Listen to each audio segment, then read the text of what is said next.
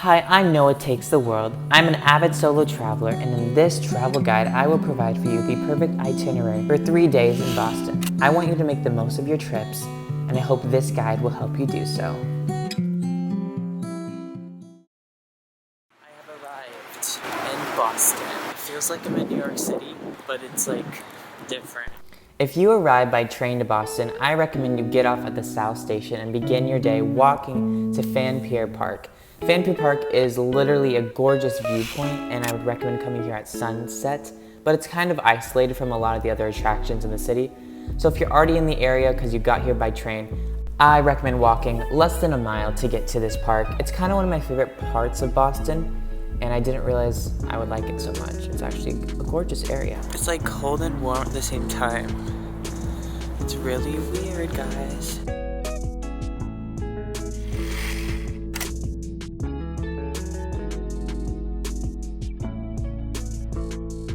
Make sure to continue down the harbor walk to the Lookout Terrace where you climb a few stairs to get a great view of the piers and the skyline. It's so aesthetic and so amazing, so you gotta also check this part out too.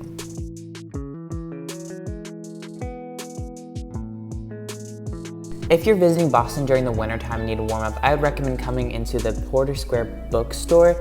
It's a great place to kind of chill, warm up, and also if you need to use the restroom, this is a great place to do so.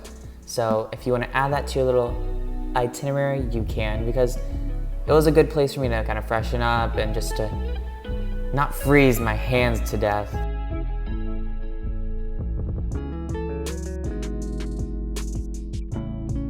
It's gorgeous out here. This is such a bougie And here's area. a tip if you want to stay on a budget during your trip. I hate breaking the bank when I travel. There's no reason to.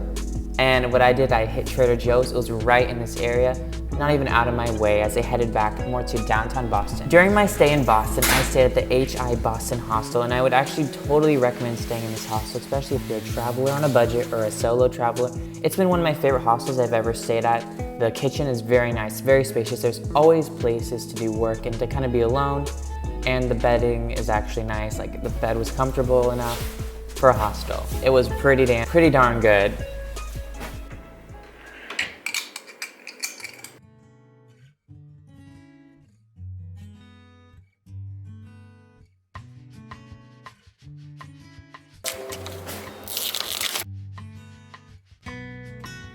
So I first started my day in Boston Commons. It's been an annoying morning because my laptop is freaking out. My videos are not editing right. I don't know if it's my hard drive again. I don't want to lose all my footage again. It's just stressful. So this is a reminder to not work on your vacation. It's just gonna stress you out. You're gonna have problems, it's gonna stress you out. And just to go to Beacon Hill and to enjoy one of those picturesque spots in the whole Boston. I like the salt on the road. It makes it look like it's snow. An iconic picture spot in Beacon Hill is Acorn Street. I manifested this. I was like, I want to find this street, Acorn Street, and I just walked up and found it. And there's like 13 people staring at me. Everyone's been staring at me today. I'm sick of it. Once I went through Beacon Hill, I walked down Charles Street to actually hit the train station to go up to Harvard because it was a freezing day. I was trying to escape the cold at any cost. But Harvard was on my list of things to do, and since the train is very conveniently located near Beacon Hill, it was a perfect fit. So yeah, now I was off to Harvard to get my brain, working. Going to Harvard's honestly been one of the greatest blessings of my life. The doors that will open, the jobs I will get, all because of school. I just can't thank Harvard enough. Getting to Harvard was pretty easy. I purchased a 2-way fare using the train kiosk right before you enter to the station. So I would totally recommend going to Harvard. It's not like something that's out of the way. It's really close to Boston, and it's kind of an iconic thing to go to Harvard. But if you want to go, I would recommend trying to hit some of the museums, like the Natural History Museum. I couldn't get into them because you need a reservation, and I did not plan ahead. So unfortunately, I couldn't go into those museums. But it was still fun to pretend I was a college student to, I get some donuts and work on things. I even met a friend in the Dunkin' Donuts. She asked if I was a vlogger. I mean, I guess it would be a stretch to say we were best friends now, but still, it was cool to meet people and to interact with people. I can do that, but I do not initiate the interaction. It needs to come from someone else first. Then I made it back to my hostel to eat lunch, And from then on, I would go out and do some more traveling in Boston. But it was freezing still, so it was kind of not loving it. The streets is so confusing compared to New York's grid system. This is just like a maze. I think it's because the horses made the roads. We're going to Back Bay. It's like a little Soho vibe. Even though I was having some trouble walking around Boston, I still would recommend walking around Boston. It's a very walkable city. That's kind of what it's known for. And on my way to Back Bay, I stopped at the Trinity Church. It's famous because it's honored as one of the most 10 significant buildings in the United States by the American Institute of Architectures, whatever that means. But anyway, it was a really cool building, great picture spot, and just really great vibes all around, I would say. After seeing Trinity Church, across from it is Copley Square. It's a cool area where a lot of people are hanging around. There's a lot going on. And then right next to Copley Square is also the Boston Public Library. It's a free thing to do that a lot of people recommend going to. It was closed, however, because I went on a Sunday. A few blocks away from the library is where kind of everyone goes in Back Bay. It's where all the shopping is. Newberry Street is famous for it, but there's also malls kind of scattered around this really crowded area. My favorite place was going to the Harry Potter store, but it was so crowded I couldn't even buy anything. After warming up in the Prudential Center in Back Bay, I went to a restaurant. Yeah, I got food. I went to Summer Shack. It is a pretty low-key seafood oyster bar, and I needed to get a Boston staple food, so I decided I'm gonna spend my money there. Maybe just order takeout. That was way too expensive. I need to get some type of a staple Boston food, or else I would literally be cheating this entire trip, living my Back Bay fantasy. I walked a mile through Back Bay to the Charles River Esplanade. I do not know if I'm saying that word correctly, but that is what I'm trying to say. Anyway, I went here so I could have a cute picnic with my oysters and ham. Oysters. I don't think you'd eat this shell. It's what they do in the movies, right? I think it's good. I totally recommend getting those oysters. They were super good, but I don't recommend getting the cornbread I got. It didn't do it for me. It was not very good. But it was fine because I was about to watch the sunset along the Charles River. I just walked along the paths. I tried to be all artsy and aesthetic, but it was kind of dead of winter, so the picture opportunities were limited, but it was still great views. I was enjoying the vibes. 10 out of 10, recommend.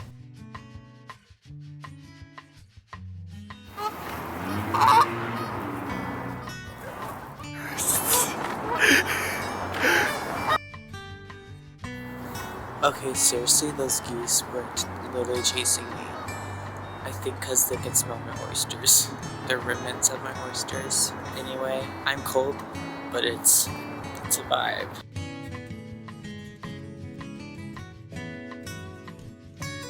I headed back to Back Bay and I stopped along the Commonwealth Avenue Mall. There's a lot of historic monuments, and then I also hit up H&M because I needed to do that. Even though I'm a budget traveler, I still like a few clearance deals. And then I stopped at the Levain bakery, of course. Even though it's in New York City, I still wanted to get some cookies. I'm in Boston, why not? It's my final day in Boston. I'm gonna do the Freedom Trail today. Chances are, if you're watching this video, you know what the Freedom Trail is. However, you might not know what the Black Heritage Trail is. I didn't heard too much about it, but it's essentially in the same vein of the Freedom Trail. It is a 1.6 mile walk through the heart of Beacon Hill, and it showcases the Black community that thrived in Beacon Hill during and after the American Civil War. Between seeing different historical sites, I also went to Whole Foods to get some lunch because I was hungry and I needed some kombucha. So make sure you're eating a lot because you're gonna be walking a lot, burning a lot of those calories. You need to be full of food to enjoy walking around, seeing the different historical sites and listening to it using the National Park app.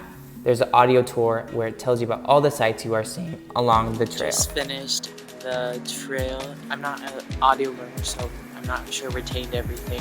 But I didn't know how Boston has such an impact in slavery. Honestly, I recommend you guys do this. Now we're gonna go back to the Freedom Trail. It's been a lot of walking.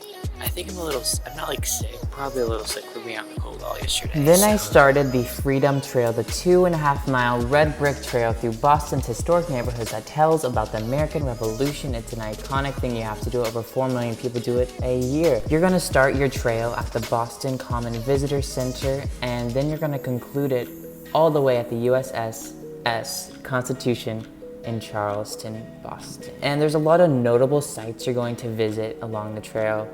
and you're going to be listening to an audio tour from the National Park Service, just make sure to download their app beforehand. I love how that building, it used to be an old bookstore, now it's a Chipotle.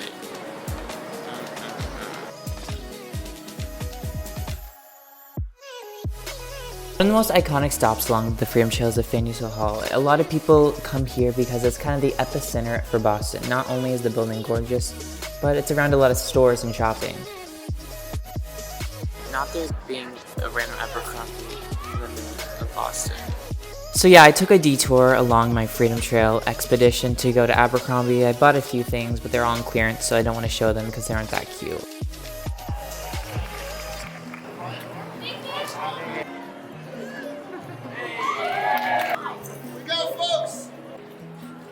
So after watching that Harry Houdini guy, I don't know his name. If you know his name, let me know in the comments. I went through Quincy Market where there's a ton of food. Yeah, there's so much happening near Quincy Market. I didn't get any food there, but there's so much happening. And I walked through Little Italy as I continued along the Freedom Trail, went to Paul Revere's house. Well, not went inside, I just went around. A lot of these things you can go into, but you need to get reservations beforehand and they cost money. And I was just wanting to walk that day and enjoy that beautiful outdoor weather. But I did go into one site, and that was the Old North Church, because I wanted to go inside because it's where the signal to Paul Revere, they put the lanterns that the British are coming. And it was really cool to go inside. So I did go into it. It's about $5 to go into, I believe, but it wasn't any cost for me. I got in for free. And then I went to the Cobb's Hill Burial Ground. You know, there's some people buried here from the Salem witch trials. It's kind of a cool area, cool to explore graveyards.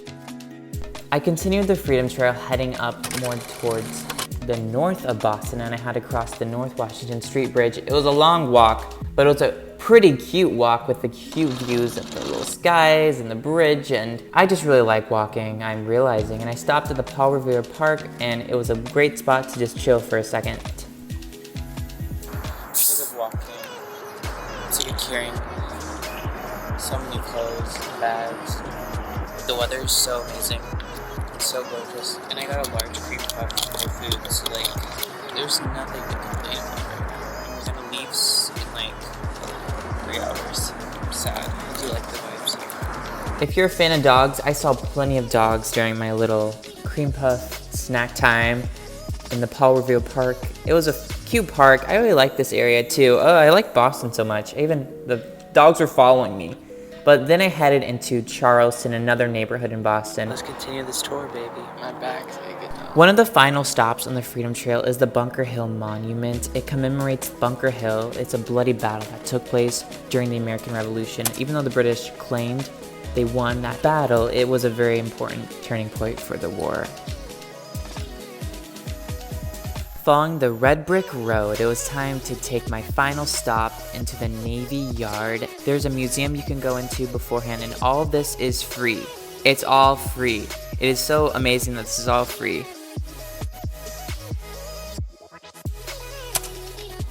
You're actually able to go inside the Constitution and to see like the below deck of a boat, and I don't think I've ever been able to do that.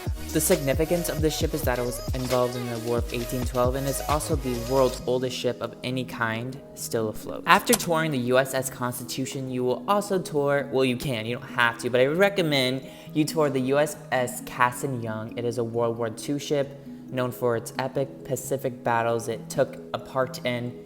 It's a restored ship, and it provides kind of cool insight and a new outlook. I've never really toured boats before, and I think it's pretty cool to do so. Then I completed the Freedom Trail, and I needed to go back to more the city center of Boston, and no better way to get there than taking the ferry. You will start your ferry ride at the Charlestown Navy Yard. It was only like $5 for me to go on to, and it specifically takes you to the Christopher Columbus waterfront park. I was so lucky I found this ferry because I did not want to have to walk all the way back down the Freedom Trail to get back to Boston, and I didn't really want to take any trains. So this was such a gorgeous way to experience Boston, and I really recommend doing it. Like, it's kind of the perfect way to close out your day.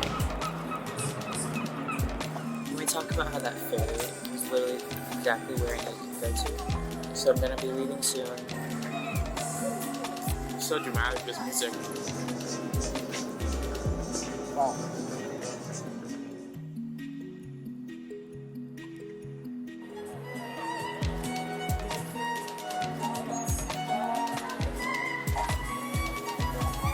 I had a few hours left in the city, so I needed to get some food before I would take the train back, and I decided to stop in the Boston Public Market. It's kind of a market for local and gourmet foods. It's kind of a cute area, cute place to eat. I got fudge and some donuts. So definitely good food to fuel me up. Very healthy. But it was time to get heading back to the South Station to take an Amtrak train. I was really sad I was leaving. But it was kind of fun to walk through one last time.